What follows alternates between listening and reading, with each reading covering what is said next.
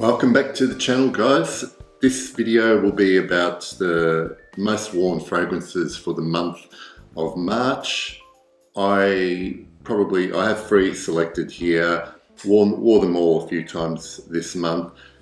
In terms of the weather here in the southern hemisphere, it's transitioning out of summer. Well, summer's officially finished, but we have had some warm weather, so these fragrances will reflect that to a degree. And without further ado, the first one is Acqua di Gio Profumo.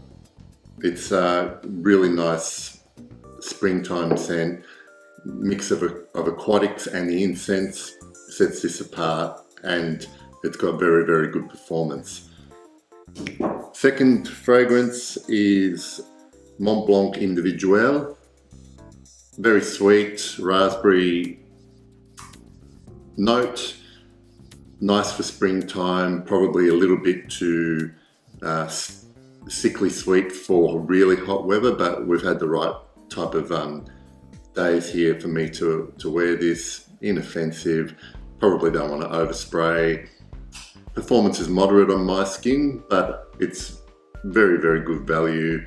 I haven't tried a lot of the other Mont Blanc range, but this is pretty well known in the community. I got this very early on when I started buying fragrances. I still like it. I can see myself eventually probably not repurchasing a bottle of this, because this doesn't excite me as much as a lot of the rest of my collection. But I do like to wear it when I have it on. I just don't think about wearing it too often.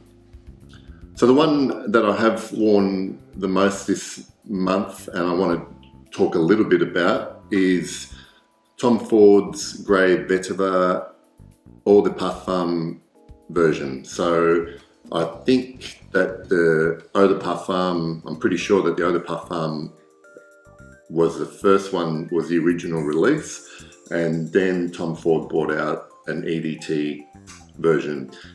So very quickly, this is a really good, very good springtime fragrance.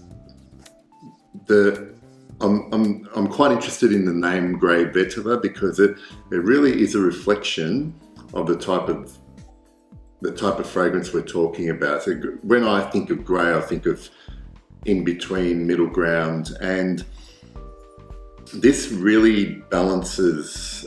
This is a really well balanced fragrance, and from my experience, my very limited experience, whenever you're using vetiver as an ingredient in a fragrance, it does tend to dominate that fragrance, and obviously this is called Grey Vetiver, so you would expect that the vetiver is the dominant note here. But what is nice about this fragrance is that it's a spicy, citrusy, woody fragrance, and it has layers to it. So what I like about it is that on warmer days, you spray this on and it's instantly refreshing, and that I think comes mainly from the lemon note in there, and the spices that come out towards the top, in the top notes.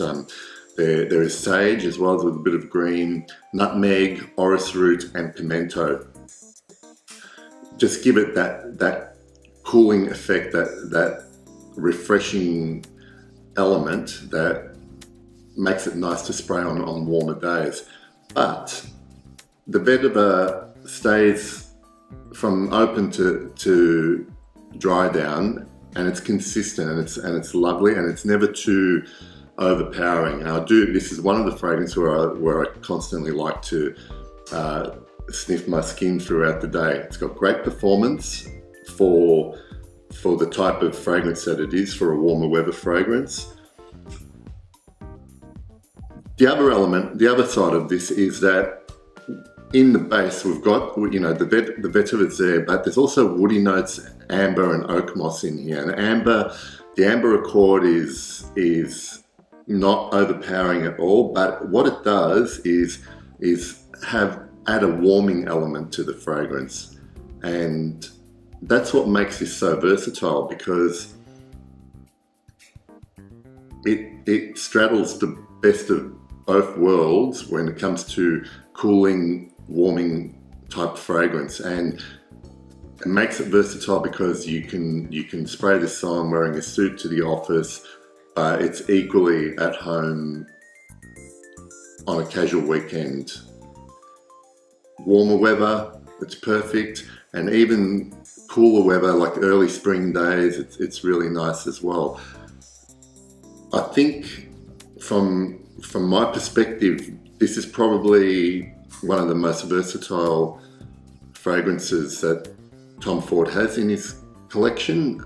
This is obviously not part of the private blend collection, but I find this the equal, at least, if not better than most of the warmer weather blue bottle private blend collection that Tom Ford's put out.